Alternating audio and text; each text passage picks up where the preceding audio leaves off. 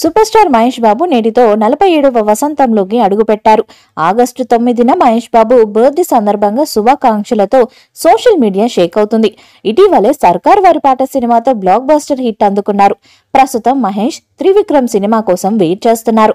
ఈ మూవీనే కాకుండా దర్శకధీరుడు రాజమౌళి దర్శకత్వంలోనూ మహేష్ ఓ సినిమా చేయనున్నారు. అయితే జక్కన్న డైరెక్షన్ లో సినిమా చేస్తే ఒకేసారి 25 చిత్రాలు చేసినట్లే అని, శారీరకంగా చాలా డిమాండ్ ఉంటుందన్నారు. ఇటీవలే ఈ టైమ్స్ తో మాట్లాడిన మహేష్ రాజమౌళి దర్శకత్వంలో రాబోయే ప్రాజెక్టు గురించి ఆసక్తికర విషయాలను పంచుకున్నారు. మహేష్ మాట్లాడుతూ, ఆయనతో కలిసి పనిచేయాలని నా కల నిజమైంది.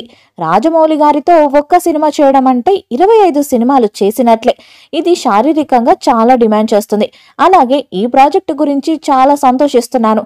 ఇది పాన్ ఇండియా చిత్రం. మేము అనేక అడ్డంకులు అధిగమించి మా పనిని దేశవ్యాప్తంగా ప్రేక్షకుల ముందుకు తీసుకెళ్తామని ఆశిస్తున్నాను అంటూ చెప్పుకొచ్చారు. వీరిద్దరి కాంబోలో రాబోయే చిత్రం ఆఫ్రికన్ ఫారెస్ట్ యాక్షన్ అడ్వెంచర్ అని టాక్ వినిపిస్తుంది. యాక్షన్ థ్రిల్లర్ డ్రామాతో రాబోతుందని తెలుస్తుంది. ఈ మూవీకి సంబంధించిన పూర్తి వివరాలను త్వరలోనే ప్రకటించనున్నారు.